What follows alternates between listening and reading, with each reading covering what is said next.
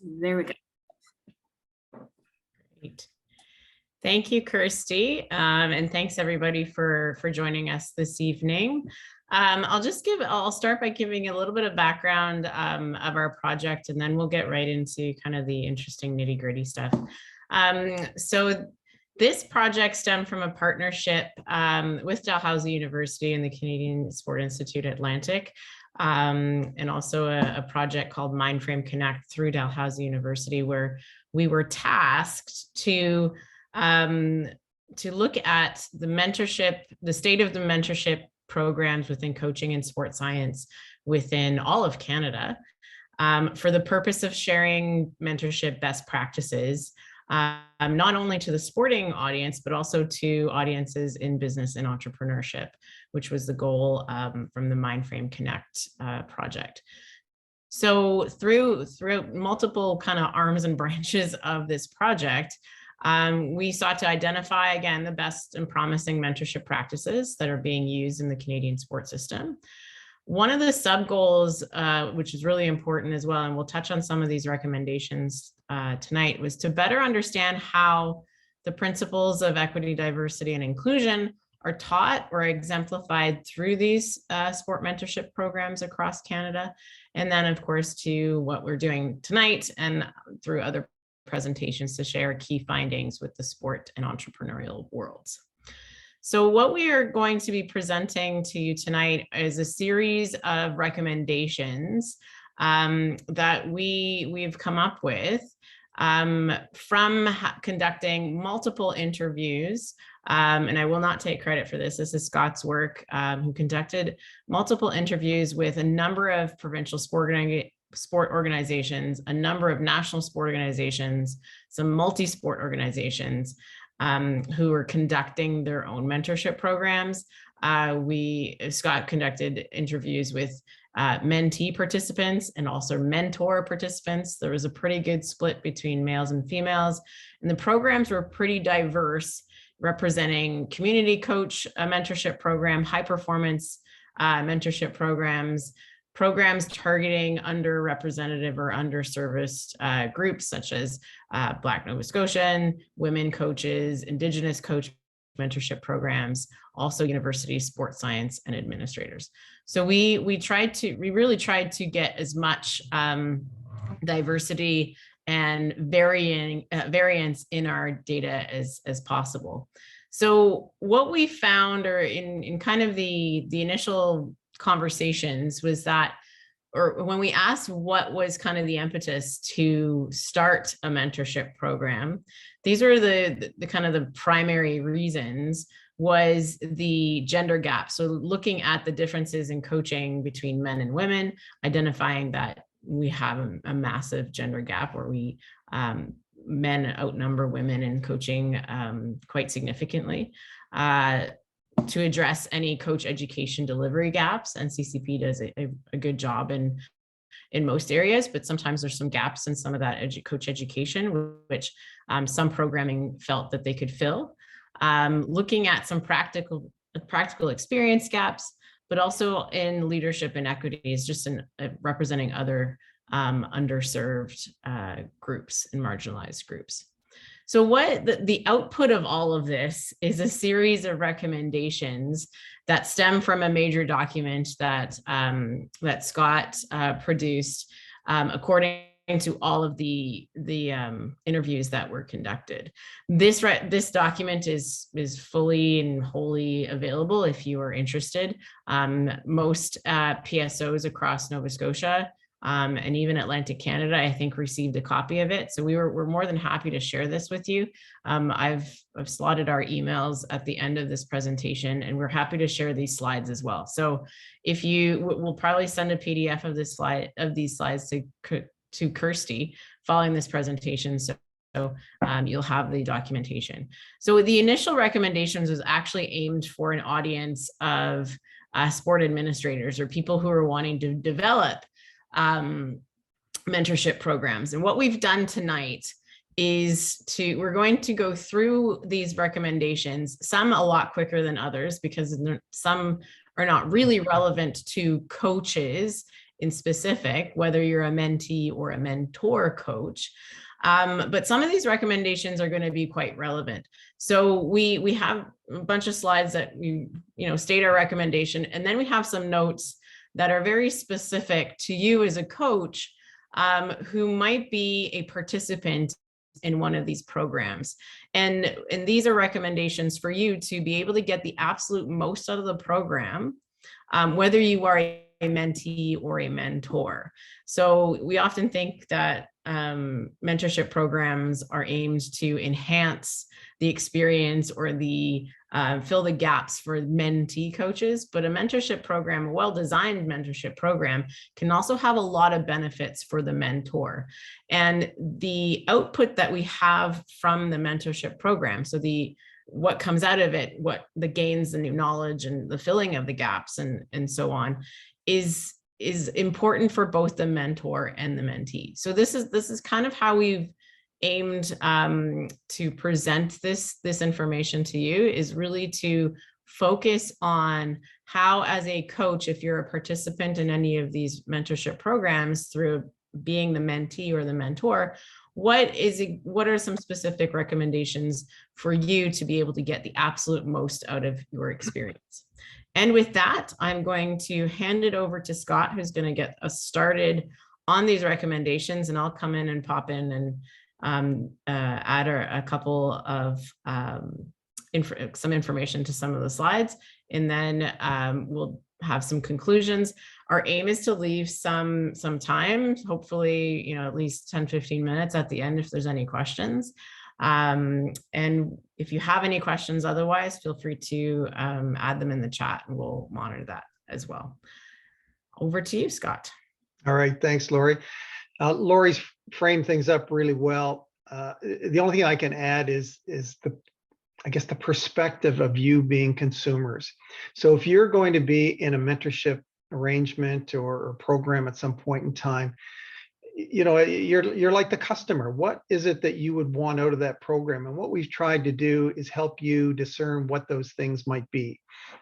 So if you were, truly committed and you're going to put all this time into it, and perhaps other resources, financial perhaps, let's make sure you get the most out of it. So we're trying to really help focus you on what it would take to have a tremendous learning experience. And we really think that mentorship is a tremendous way to add to all the other theoretical things. It can be highly practical, and it can be very personalized.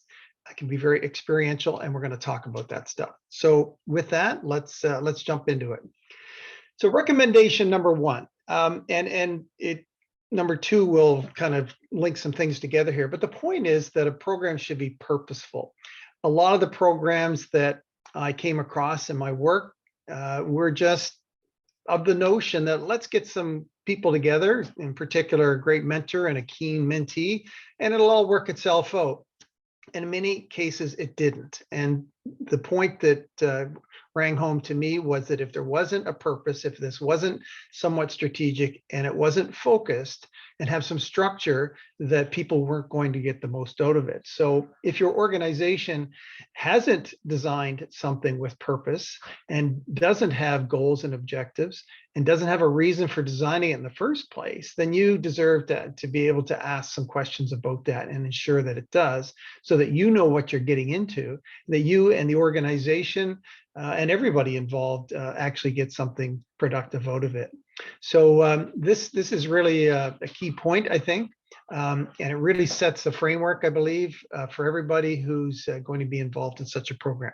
Now, the second recommendation is very similar, and it speaks to organizational strategy. And so, I mean, I'm a bit over the top in this regard sometimes, but I really believe in organizational strategic plans, and that everything that organization does, be it athlete development, coach development, infrastructure development, volunteer development, what have you, it must be purposeful and well designed, and resources are applied in such a way that they advance those things. But mentorship could be one of the tactical elements of a strategic plan if it's used properly. So the point is, how does it fit into the big picture?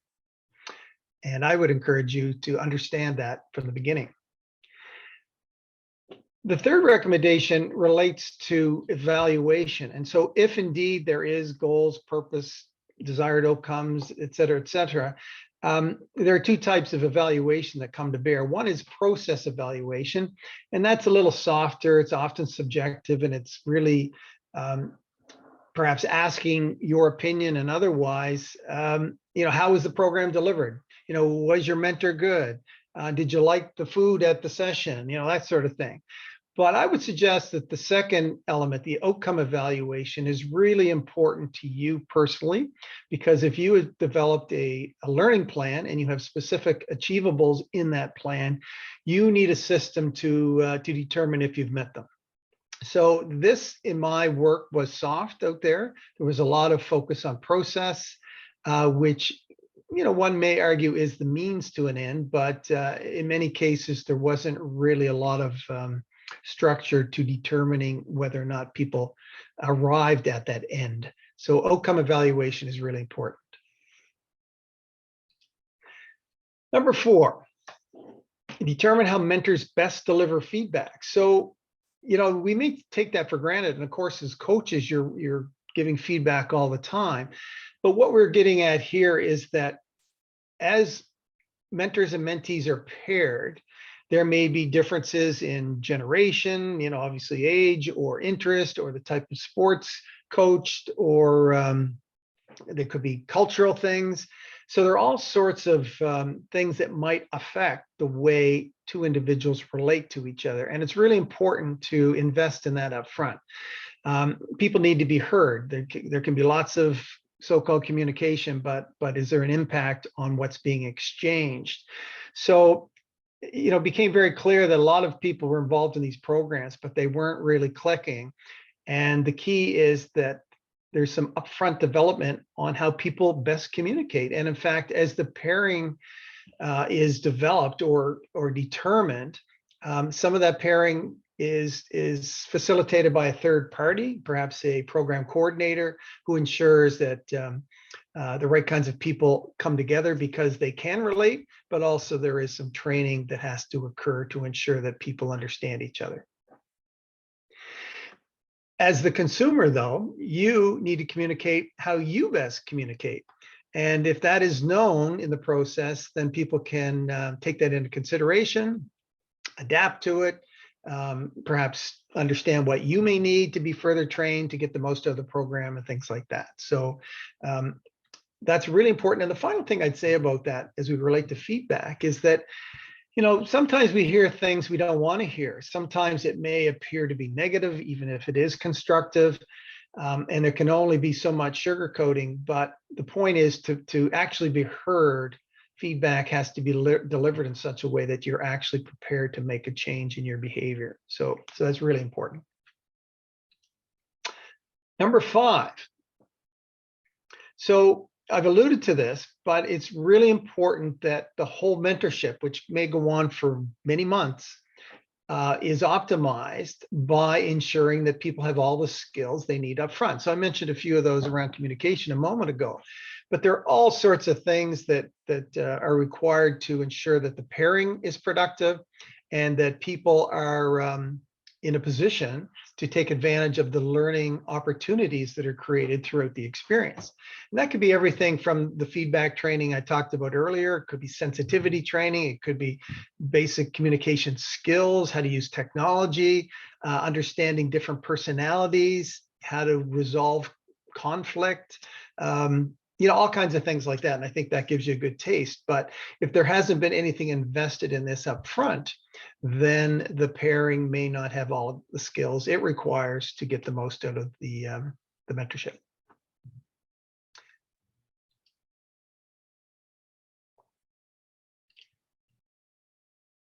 Okay, work with me. Don't scare me, computer. All right, so, and again, I've led into this, but some of the best programs I saw had maybe a month of weekly sessions, or some had a 3 to 5 days where the group came together and there was this intensive upfront training program.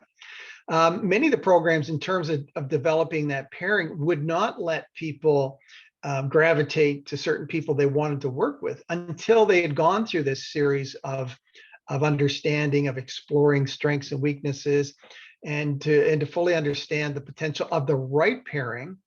And once that was done, then they could get on, with the process. But the key was to do it face to face. The key was also to ensure that it was social, so that people really got to know each other. And that's hard to do like we're doing today over Zoom.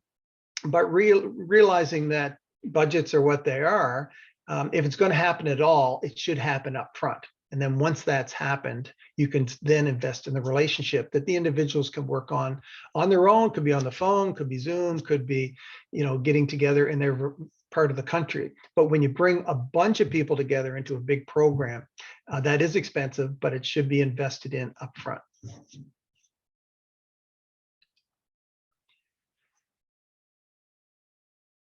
All right, and I'm not going to repeat this, but it just builds on the last one. You can have a quick scan of that. I'll jump in here, Scott, just as if we have like a little intermission. You can see there's a theme going on with our first few recommendations, particularly to the audience, where as both a mentee and a mentor, for this relationship and the program to be effective, there has to be willingness and open-mindedness and some self-awareness in terms of learning new skills, and making sure that you go in with kind of an open mind and an open heart even, and just kind of wanting to take in as much as possible. And as you'll see in some of the upcoming recommendations, the open-mindedness and the ability to self-reflect and identify your own strengths and weaknesses and being honest with oneself. But again, I say this both as a mentee and as a mentor, is really important. So it's not just about the time or the effort. It's about kind of the self-work to really, really get what you want out of the program. Yeah. Thanks, Lori. Great addition. So changing gears a little bit, we've got this relationship. So how do people best learn? Well, you're not in, grade school anymore. You are all adults, and it's really important that adult education principles are followed. And really what does that mean is that it's a shared learning experience. And in particular, you as the learner need to take control of that process as much as you can. So there's all sorts of things that you can articulate to the mentor to ensure that the learning is optimized. So we've talked a lot about how you might communicate. You can talk about how you like to hear things, but you can talk specifically about the things you want to learn. There might be a guest speaker that you think, would be very valuable, or it may mean that you really want to emphasize how important it is to you to do some of the mentoring in practice sessions or at a games or competitions, et cetera, et cetera. So taking charge of this is partly what adult education means, but what it really means is it's a shared experience. The learner has to facilitate what the mentor does in some cases, and the mentor has to facilitate the learner as well, and they work together collaboratively. There's a word that has come out, or a phrase throughout this, and it's really it rings home to me, and Lori's work and her team talked a lot about it. Self-discovery. Okay, self-discovery and self-awareness are two things that really are important here, and that occurs when the mentor in particular is facilitating the opportunity for the learner to discover different things in different ways just by creating experiences. And if people are aware of how they learn, aware of their weaknesses, aware of what they want to develop into, a lot of great things can happen. But it's back to this collaboration between two adults.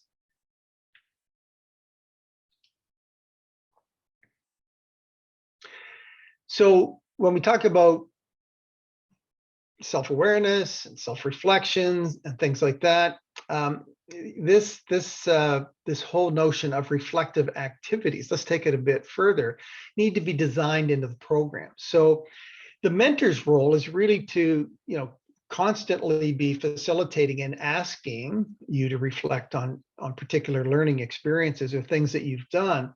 And there's a skill to that. They need to ask the right questions, but you need to devote time to self-analyze. And in fact, it's almost like you're preparing to be facilitated by your mentor. And a lot of this, it's like, it reminds me years ago of something we did with CAC, where we'd have, micro teaching. And it wasn't like we were trying to tell these adults how to deliver courses in the NCCP. We would essentially give them some tools, some things to reflect upon on paper. And they would look at themselves, maybe view a video of them teaching a course. And in your case, it could be you could have, taught or coached a session, and then you're reflecting on certain specifics that might be technical or theoretical or what have you, that allow you to come to some conclusions on your own. And then you're prepared to have an even more problem-solving type discussion with your mentor. So this is really a skill. It's something you need to be prepared to do. It does bring into play the notion of competencies. And if you're aware of the competencies or the standards at which you are trying to bring your game to, at which you'll perform, then that self-analysis relative to those standards becomes a very, very meaningful process. So experiential learning. Okay, this is fundamental to mentorship. The mentor really, if they're good at what they do, will create all sorts of opportunities for you to go experience things. So instead of being told something, you will oftentimes be put in a situation where you will be able to figure it out on your own. I always, again, think back to NCCP, which in the old days had these three components of theory, technical, and practical. And all the emphasis was on the theory and the technical and very little on the practical. But we know that the most learning happens in a practical learning environment where you can experience certain things. So what you need to do, again, taking control of this process, is to be very clear that learning by doing is central to your advancement, and to help come up with ideas as to experiential opportunities for you to actually learn in terms of the goals you've set for your program.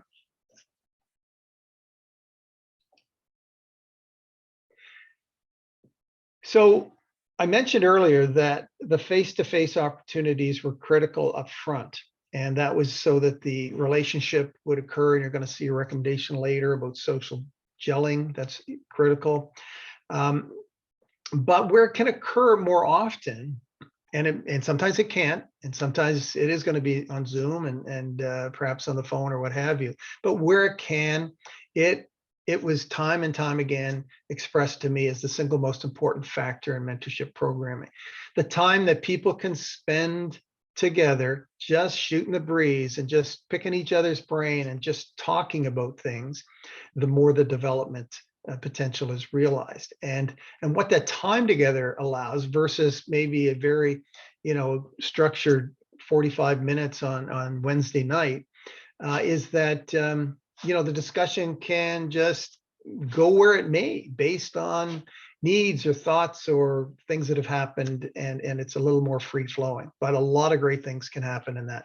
And it's kind of like, yeah, no kidding, Scott, but all to say that if the funds exist, it's something to really push for. Okay, so this may sound a little odd to you, but what are the best practices around etiquette to be followed in a mentorship? And, I talked to some mentors that said, look, God loved my mentee, great person, blah, blah, blah. But, if they call me one more time at 11 o'clock on a Saturday night, I'm going to crucify them, kind of thing. So the point is that there need to be some ground rules and some basics followed in terms of the frequency at which there are interactions, the hour of interaction, the duration of the interaction, the format of the interaction, and so on and so forth. Think of it as attending a meeting. And, if you have to go to a lot of meetings, as I have in my lifetime, nothing frustrates me more than a meeting that doesn't have an agenda, that starts late and finishes late, and there's just a lot of chatter about things that aren't relevant to me. Right? So it's a waste of my time, in other words. So think of your mentor's time as very, very valuable. Think of your own time as very valuable. and look at the etiquette around organizing that exchange of ideas and personal growth, and whether it's using technology or just having some basic ground rules, put them in place up front, and the whole experience will be much better. Okay. Lori, you want to talk about EDI a bit? Yeah, we're going to shift here and talk a little bit about the EDI process. So as I mentioned earlier on in the introduction, one of the subset of goals was to really explore the equity, diversity, and inclusion factors or implications in these mentorship programs. The other part of this project, where Scott was doing interviews with the Canadian sports system, but my team sat at computers and read for months on end all the research that essentially had been done in the last 20 so years on mentorship. And what we found in terms of EDI is that there's not a lot out there, unfortunately. It is one of the components of mentorship programs that is some of the most popular, because we are looking to fill in gaps, whether it's gender gaps or underrepresented groups or whatnot. But the reality is there's not a heck of a lot of information there to guide us, and hopefully that starts changing soon.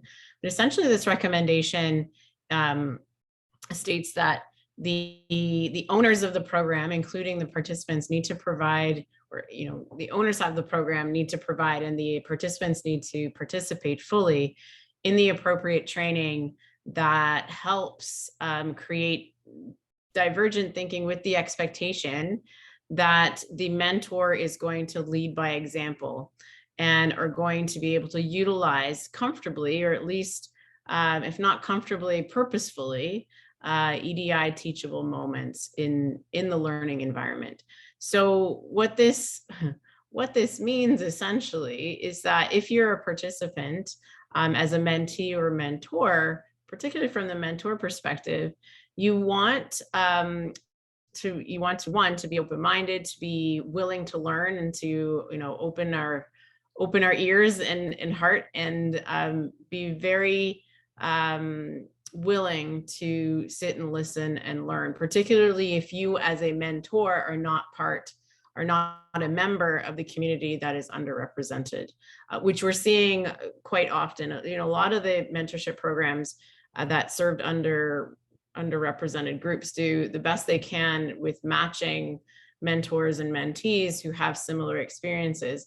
But part of the gap is that there's not a heck of a lot of mentors who are representative of those marginalized communities. So if you find yourself as a potential mentor for these programs, whether you are a male coach mentoring female coaches, or a white coach mentoring those who are from visible minorities, Black Nova Scotians or Indigenous communities, being aware and listening. And these programs need to be founded on values, maturity, empathy, emotional intelligence, and self-awareness. So if you do represent a marginalized population, you want to be prepared to influence the learning experience so that you can both, as a mentor and mentee, grow your experiences, your understanding, your skills that expand, that advance these needs. And if you are a mentee in a group that is underserved or underrepresented and might be in a position where your mentor is not, is having those honest conversations and understanding that the mentee or the individual who is not from, or who is from an underrepresented group, should not have the sole responsibility or accountability of providing the education to those who are not. So it is the responsibility of all parties to actively engage in the learning, the understanding of the particular challenges of the underrepresented group. So we'll go to the next slide here. Perfect. this next recommendation, again, is still on the same lines of the EDI context. But it really recognizes that there's not only a singular form of diversity. So we need to acknowledge and address the potential for intersectionality. So intersectionality being more than one form of diversiveness. So for example, a female Indigenous coach, that individual will have the same challenges as other female coaches, but also has the challenges of most, or not all, if not all, Indigenous coaches. So very rarely do we have individuals who just kind of fit one box of underrepresented communities. So we need to understand that there's intersectionality. And when an individual represents more than one form of diversity, it needs to be acknowledged and addressed uniquely, and understanding that there's different layers of challenges and barriers that can be experienced in those situations. So you want to ensure that the diverse perspectives, both of the mentee and the mentor, the lived experience and the unique needs are known, they're communicated, they're understood, and they're heard. And that is used as an opportunity for increased or advanced learning.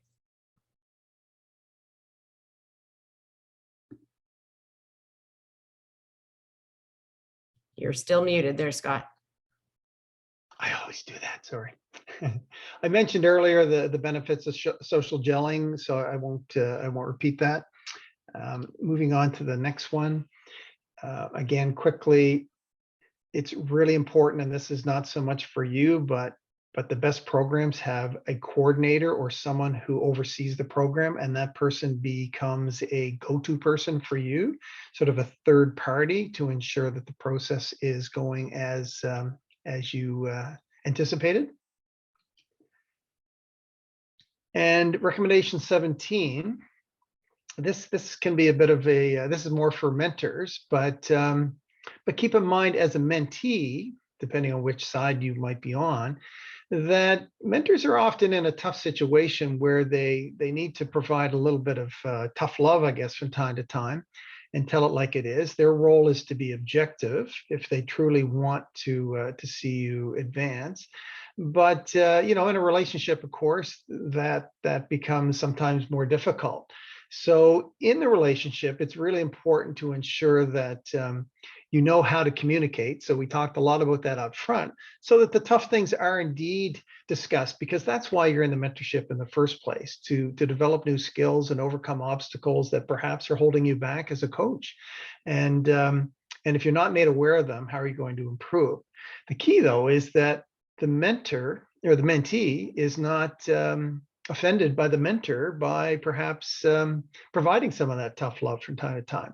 So it's a really tough thing sometimes to arrive at, but it's important to pursue it in such a way that both parties understand each other, and that the relationship is strong enough that you can have those tough conversations. And again, that comes back to investing up front. Almost there. Number 18. So once all this learning we've talked about has occurred, it's important that all the parties, and in this case, we're suggesting 3 parties, the sponsoring organization, the mentor, and the mentee, all have some form of agreement that they all commit to. And it's really important, because then, you know, I've alluded to it even in the last slide about you know, communicating and being clear, and sometimes saying the tough stuff. But if a lot of these things are determined and stated up front in some form of agreement, then no one's surprised at any point through the process. So an agreement doesn't have to be some sort of lawyer, you know, developed contract, but some form of agreement where things are clearly communicated, are on paper, and everyone has fully read, digested, and discussed those elements. Then an agreement can be arrived at that will really serve everybody well throughout the process. And you know what? It comes back to commitment. So if you know your commitment, and you also know what to expect from others based on their stated commitment, everybody's kept honest, and it's a different form of accountability, essentially. So this is something that, in my findings, it was an element of all the best mentorship programs. Okay.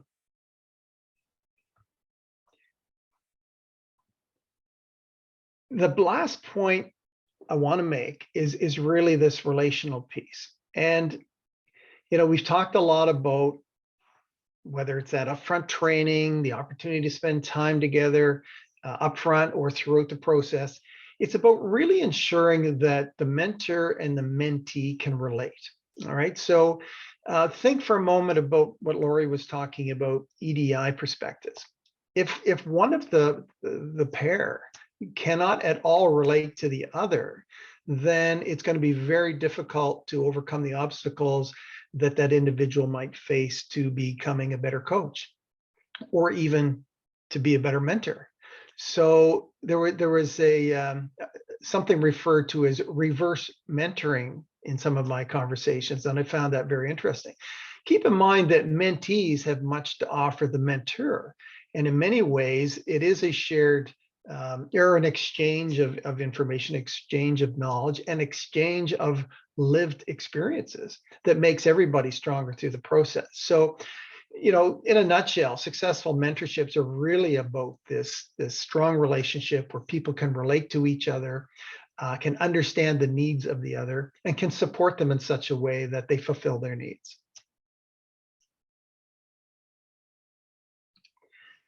So Lori, I'm going to flip it back to you. These are some of our conclusions. Yeah. So 19 recommendations, which is what was the output of this project. So just to kind of sum up a last couple points and to bring in some of the research that we found in the literature as well. And as you'll probably get from most of these recommendations, is that the relationship between the mentor and mentee is central and essential for any mentorship program to be successful.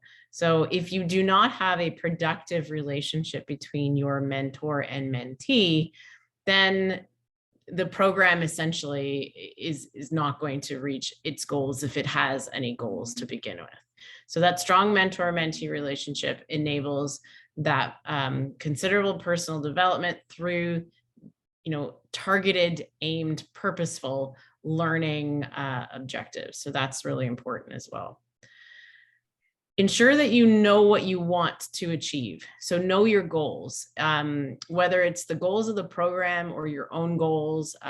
Know what you are willing to put into it. Define what you want to get out of it.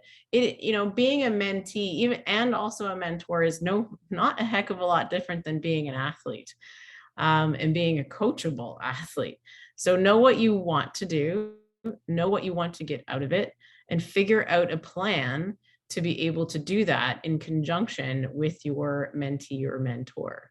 And also figure out a way of measuring that change. So just like if you were, recommending your athlete to go to do a strength and conditioning program or to measure any progress from preseason to postseason, figure out a way to kind of get some form of baseline, whether it's objective or subjective measures, like how do you feel, how confident do you feel in these particular skills, and then have that same conversation towards the end of the mentorship program and even multiple times during, and that will help kind of keep you on track.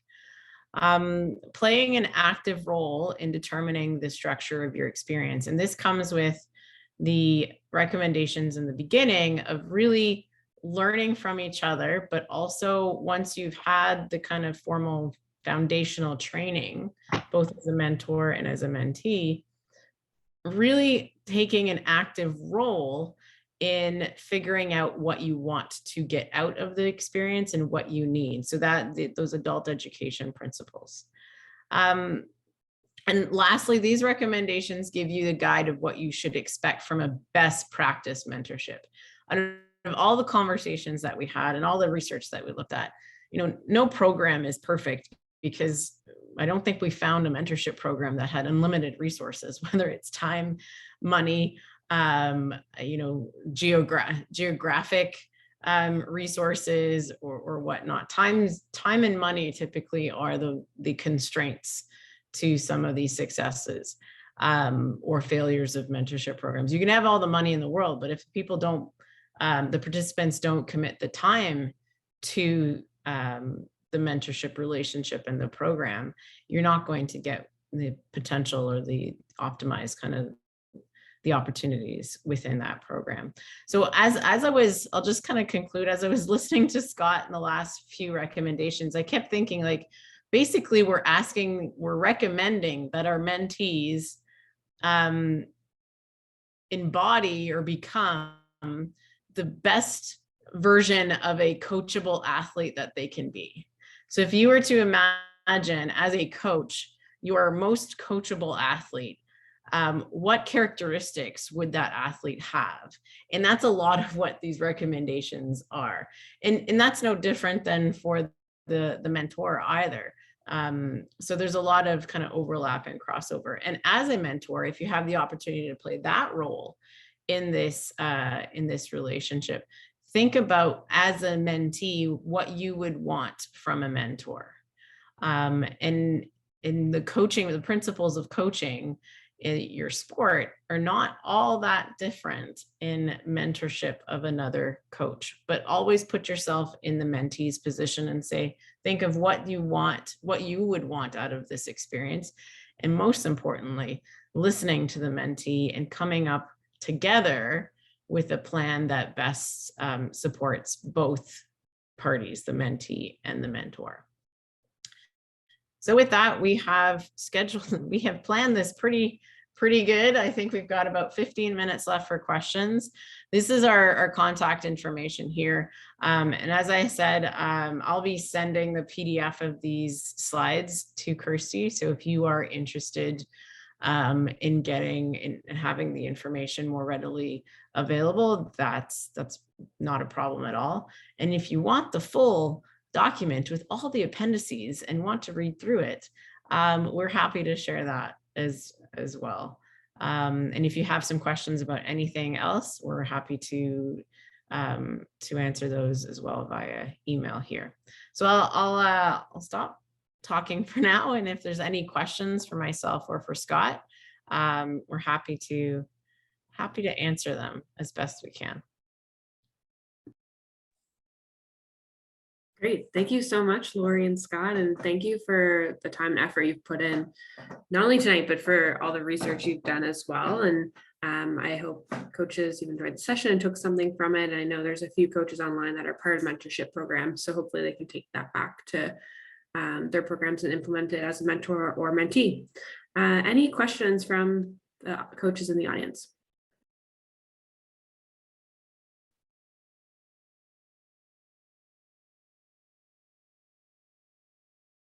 All right, I guess we're ready for bed. But like Lori mentioned, I will circulate that document, 19 recommendations. You can read through those more thoroughly. And then, I guess if you have any questions, speak now. If not, we'll send that document out and I'll speak to upcoming podium performance sessions.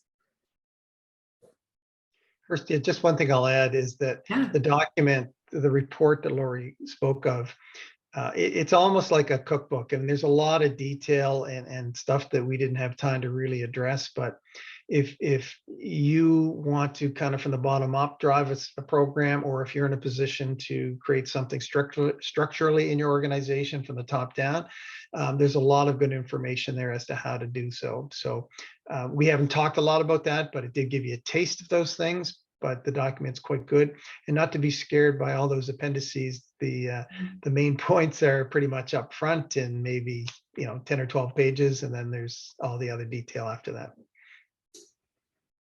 Awesome, great, thanks, Scott.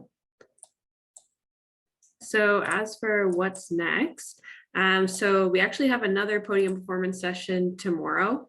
So we have Aisha in person at the Canada Game Center at 6 p.m. tomorrow. So Aisha flew in from Ontario this evening, arrived from Toronto, and she'll be presenting a session about the possibility of equity, diversity, and inclusion. So Aisha was presenting, or she presented back in April at our Atlantic Coaching Conference. So she'll be building off of that conversation. And we do have that session recorded from April if you didn't have a chance to watch that or take part in the conference. So you can watch that and then come on in person to Canada Game Center tomorrow evening. There'll be some snacks and refreshments. And if you are not in the Halifax area, just let me know. I can send you a Zoom link, as we will be streaming it for those outside of Halifax, but we would like to see you in person if possible. And then we also have another session in November. So today we hosted, or it says September 27th because of the hurricane, it got postponed a month. So we hosted a Coaching Masters Athletes series. We had one in August and today, and then we have another one in November. So if you are interested in that, it's also in the locker. And then our 2 podium performance sessions for November are in the locker under the Nova Scotia calendar. So just a couple of dates to save there, but we hope to see you tomorrow. And thank you so much for joining us this evening. Really appreciate your time, Scott and Lori. Thank you.